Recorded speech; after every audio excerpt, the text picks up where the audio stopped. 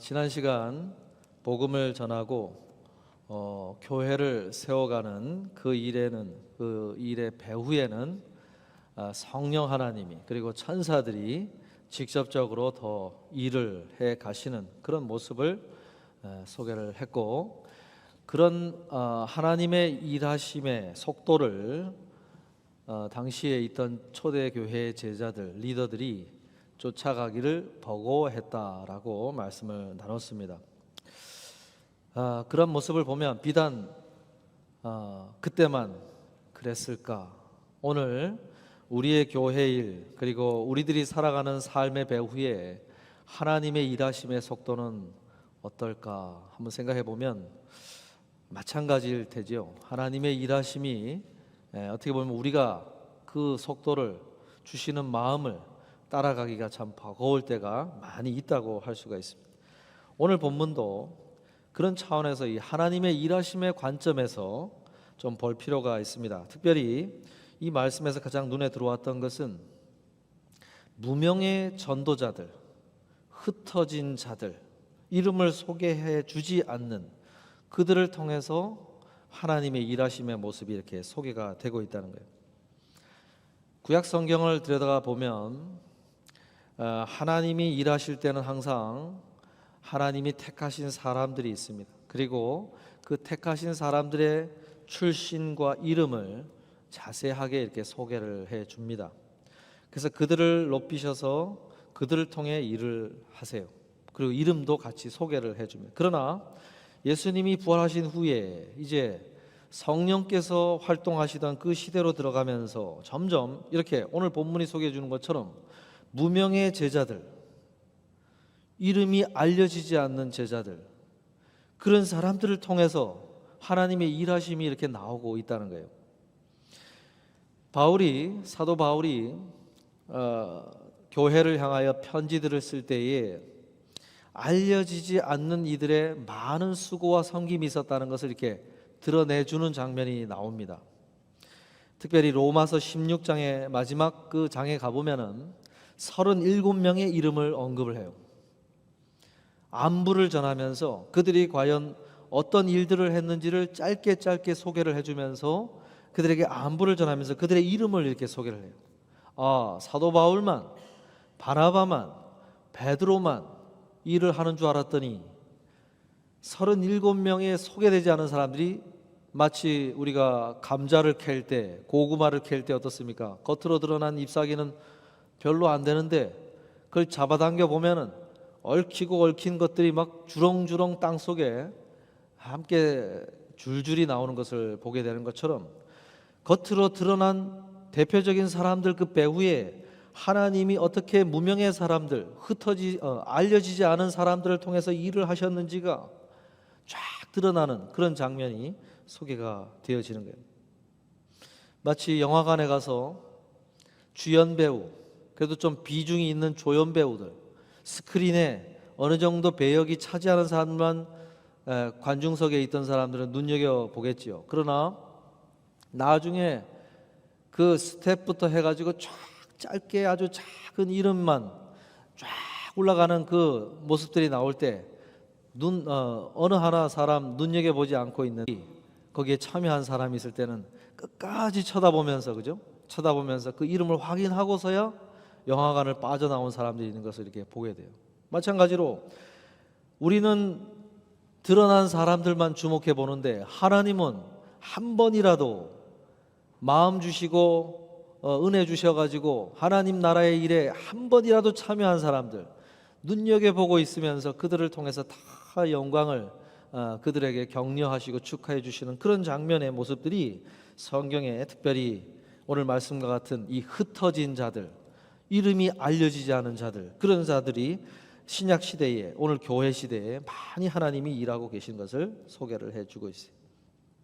우리는 누군가로부터 좀 알려지길 원하고 평가받길 원하고 이름 없이 일하는 것을 별로 좋아하지 않습니다. 한마디라도 그래도 사람들에게 좀 알려져서 칭찬 듣고 해야 좀 기분이 좋아지고 더 열심을 갖고 일을 하게 되는 것이 우리의 습성인데,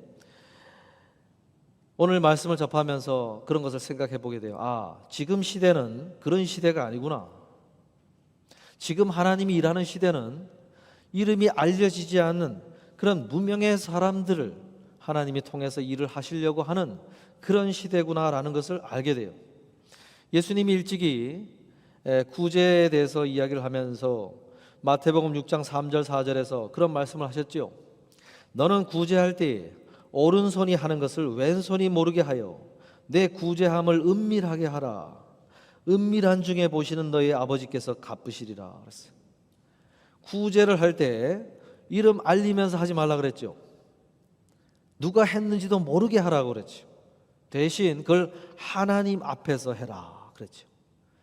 왜냐하면 하나님이 은밀한 중에 보시기 때문이다라고 그랬어요. 예수님께서는 이 은밀하게 하라라고 하는 이 단어를 다른 데서 어떻게 사용하셨는가를 보면은 하나님께서 영으로 일하시는 모습을 나타낼 때 그 단어를 써요. 그러니까 아버지 되시는 성부 하나님이 일하시는 방식을 닮아서 너희도 그렇게 해라 라고 이야기를 하신 거예요. 오늘 이 시대는 하나님께서 아주 눈에 보이지 않는 은밀하게 일하시는 시대라는 거죠. 그러다 보니까 하나님의 일하신 것이 합당한 평가를 받지 못할 때가 참 많아요. 오늘 우리들이 하나님 앞에 기도를 하면서도 뭔가 일이 되어지면 어떻습니까? 그 배후에서 일하신 하나님을 기억하고 하나님 앞에 합당한 감사를 드리기보다 다른 어떤 종류의 것에 더 감사를 돌리고 사람에게 감사하고 친구에게 감사하고 하는 것은 아주 잘하는데 정작 하나님 앞에 감사하는 것은 아주 인색할 때가 많아요. 잊어버리고 거기에 대해서 별 생각지 않을 때가 참 많다. 그거를 하나님이 그렇게 일하시는데 그걸 닮아서 그렇게 하라. 구제할 때 하나님이 은밀하게 하시는 것처럼 그렇게 하라라고 했는데 그 말인즉슨 사람들에게 합당한 감사를 받지 못해도 그렇게 해라라고 하는 것과 똑같은 거예요. 여러분, 교회 일 하면서 혹 교역자인 제가 알아주지 못하고 혹 일을 했는데 별로 그렇게 성도들로부터 평가를 받지 못하고 알아주지 않는 것들이 있다 할지라도 서운하거나 거기에 대해서 또 낙심되는 마음을 품는 것이 아니라 하나님도 사람들이 알아주지 않는 가운데도 은밀하게 그 일을 해가신 것처럼 우리도 그 하나님 앞에서 하나님만 아시면 되지 뭐 하면서 걸어가라는 거예요. 저도 이 메시지를 지금 설교 강단에 서면서 정말 수십 번을 한 것 같은데 그럼에도 불구하고 잊어버려요. 그럼에도 불구하고 꼭 서운한 마음이 들어요. 그 앞에 서면 그런 이름 없이 비더시 해야지 하면서도 알아주지 않으면 그렇게 서운한 마음이 들더라 이 말이에요. 이 교회 일을 하면서 알지만 여전히 그렇게 되는 것들이 참 많다는 생각을 해봅니다. 사랑하는 성도 여러분, 오늘 이름 없이 빛 없이 이 무명에 흩어진 사람들처럼 하나님만 아시면 되지 하는 마음으로 오늘도 주어진 일들을 잘 감당해 가시는 우리 모두가 되시기를 주님의 이름으로 부탁을 드립니다. 그런데 오늘 이 무명의 사람들을 소개하는 표현을 자세히 보니까 19절에 그때에 스데반의 일로 일어난 환란으로 말미암아 흩어진 자들이라고 표현했어요. 그러니까 흩어진 자들이 자발적으로 흩어진 것이 아니라 원치 않은 핍박과 환란 때문에 어쩔 수 없이 흩어졌다라고 소개를 해주고 있어요. 그들이 원하는 환경이 아니었다는 거예요. 그들이 원하는 환경이 아니어서 어쩔 수 없이 예루살렘을 떠나게 된 이들. 그런데 그들이 오늘 이 사도행전 10장에 기록이 된 이유는 그들이 원하지 않는 상황 앞에서 그렇게 흩어졌으나 그럼에도 불구하고 예루살렘에서 했던 그 일을 낙심되고 좌절이 된다고 접어버린 것이 아니라 그 변해진 상황, 어쩔 수 없이 당한 그 환경 속에서도 다시 그 일을 끌어안고 그 일을 계속하는 걸음을 걸었다는 거예요. 그것 때문에 오늘 특별하게 이 사람들을 사도행전 10장에서 그것을 기록해 준 것입니다. 그러니까 이 10장의 제목을 붙인다면은 그럼에도 불구하고 장이라고 할 수 있어요. 그럼에도 불구하고 내 인생 속에 원하지 않았던 인생 환경이 찾아왔는데 그 환경, 그럼에도 불구하고 그들이 자신이 해야 될 일을 계속해 나가는 그 장면 때문에 사도행전 10장에 기록할 이유가 생겼다는 거예요. 그래서 이들을 소개를 해 준 것입니다. 여러분, 우리가 걸어가다가 내가 이것을 기도한 게 아닌데 왜 내가 이런 일들을 마주해야 되지 하면서 이해할 수 없는 상황들이 생겼는데 그럼에도 불구하고 내가 그 어떤 하나님 앞에서 해가던 일을 계속해 나가는 사람들, 그 사람들이 아주 중요한 하나님 나라에서 기념될 만한 걸음을 걷고 있다고 하는 거예요. 그러면서 그 상황에서 어떤 일들이 벌어지냐면 새롭게 이전에 하지 않았던, 예루살렘에서 하지 않았던 새로운 시도하는 새로운 걸음이 거기서 걸어졌다고 소개를 해주고 있어요. 19절 하반절부터 20절을 보면은 흩어진 자들이 베니게와 구브로와 안디옥까지 이르러 유대인에게만 말씀을 전하는데 그 중에 구브로와 구레네 몇 사람이 안디옥에 이르러 헬라인에게도 말하여 주 예수를 전파했다라고 소개를 해요. 예루살렘에서 하던 일 그대로를 하는데 복음을 전했던 그 일이 뭐냐면 유대인에게만 말씀을 전하는 것이었다고 그랬어요. 유대인에게만. 예루살렘에 있을 때 그들이 어떻게 했느냐? 복음을 전하긴 전했는데 같은 유대인에게만 복음을 전했다는 거예요.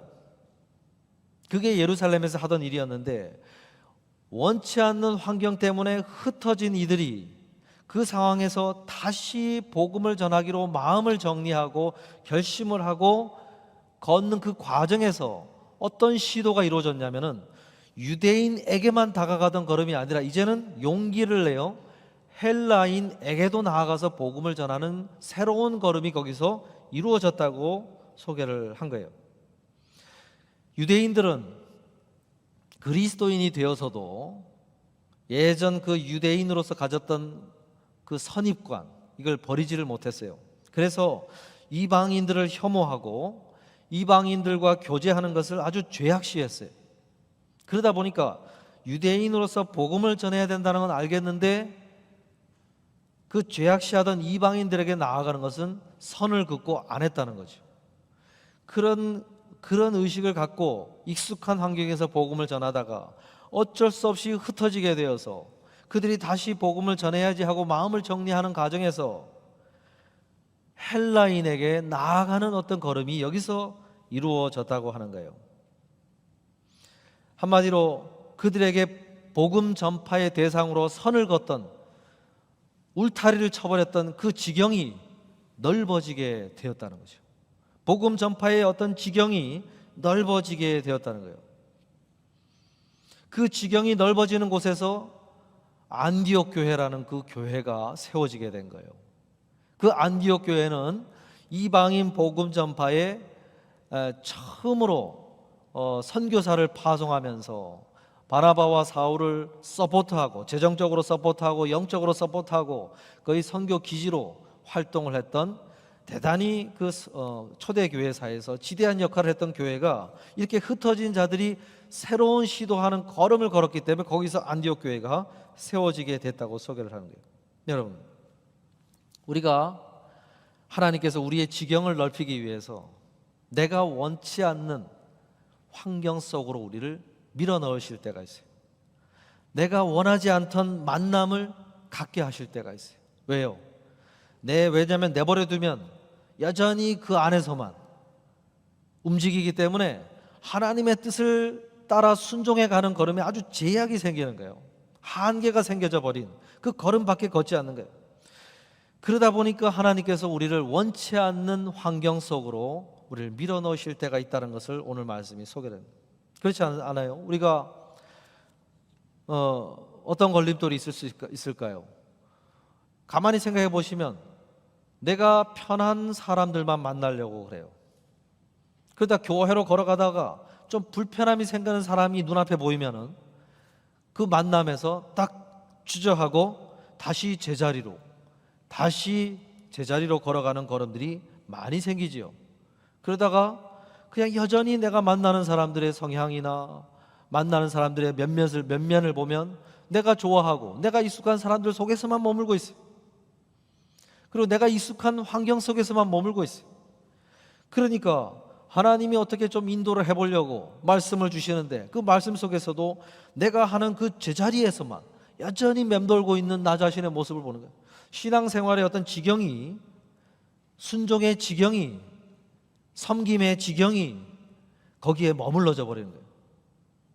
그 한계를 극복해 나가도록 하기 위해서 우리를 그렇게 인도해 가시기 위해서 그런 환경 속으로 우리를 밀어넣으실 때가 있다는 거예요. 여러분, 그 때로는 내 눈앞에 익숙하지 않는 사람들의 만남이 이루어지고 또한 익숙하지 않은 불편한 어떤 환경들이 주어졌을 때 그렇다고 회피해버리고 도피해버리는 것이 아니라 외면해버리는 것이 아니라 그 속에서 다시 흩어진 사람들처럼 하나님의 어떤 뜻을 따르기로 마음을 정리하고 그 속에 걸어갈 때 새로운 시도를 해갈 때 나의 지경이 넓어지고 거기서 새로운 무언가 하나님을 경험하게 되는 일들이 일어난다고 하는 것입니다. 그 말인즉슨 우리에게 걸림돌, 장애물들이 내 눈앞에 여전히 생겨날 수가 있다는 거예요.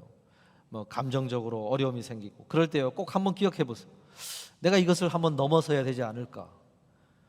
예전 같았으면은 이런 환경에서, 이런 만남에서, 이런 상황에서 이렇게 행동했는데, 이렇게 나아갔는데 한 번쯤은 내가 다르게 한번 해볼 필요가 있지 않을까 하면서 그 장애물들을 한번 넘어가 보는 새로운 시도를 해보라는 것입니다.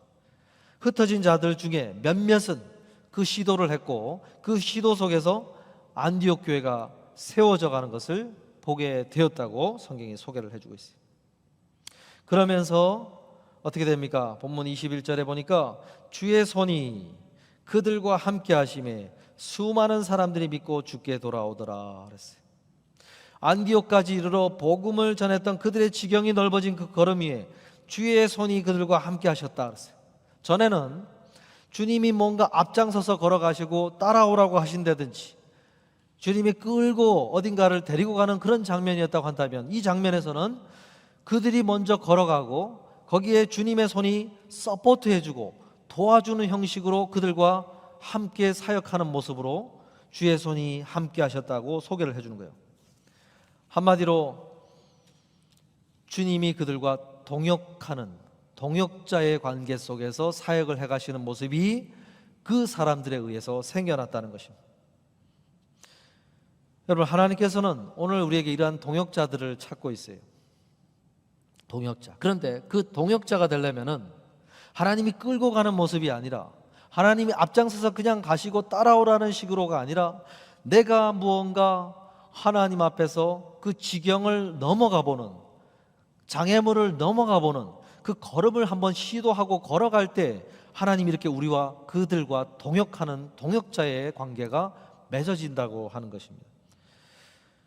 마가복음 12장에 보면요 서기관이 예수님께 가장 큰 계명이 무엇입니까? 라고 물어본 질문을 합니다. 그때 예수님께서 너의 마음과 뜻을 다하여 힘을 다하여 주 너의 하나님을 사랑하라는 것이 첫째 계명이요 그리고 둘째는 이것이니 하면서 내 몸과 같이 내 이웃을 사랑하라 이렇게 말씀하셨더니 옳소이다 하면서 동의를 하는 장면이 나와요.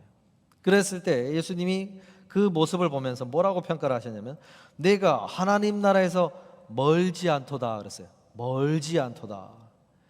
그 멀지 않도다라는 게 어느 정도 거리냐를 얘기하는 먼 거리냐면은 예수님께서 귀신을 쫓아내는 사역을 하실 때 거라사인, 가라다 지방이라고 하지요.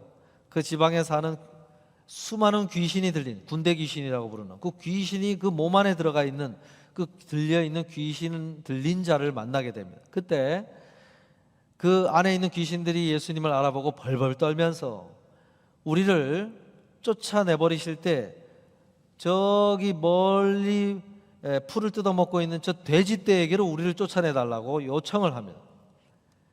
그때에 딱 바라봤을 때 들판에서 풀을 뜯어먹고 있는 돼지떼와의 거리, 멀리 바라보니 그 거리가 이 서기관에게 너가 하나님 나라에서 멀지 않도다요. 그러니까 굉장히 가까웠다는 얘기죠. 굉장히 가까운. 너가 지금 하나님 나라에 가장 아주 가까이 있다라고 얘기하는. 근데요, 안타까운 건 뭐냐면은 서기관들이 그 펜스를, 그 지경을 넘어가지를 못해. 거기에 항상 머물러 있어요. 항상 머물고 예수를 고백할 수 있는 수많은 기회가 있었거든요. 그런데 구약에서 가지고 있던 그 자신들이 가지고 있던 아집과 고집과 그것을 버리질 못해가지고 그 멀지 않다고 예수님이 얘기하신 그 펜스, 그 지경을 넘어가지를 못해요.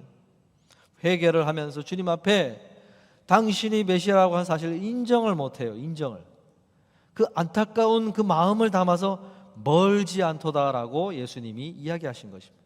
여러분, 우리가 어떻게 보면 하나님이 우리를 보실 때 참 안타까운 모습으로 우리를 볼 수가 있다.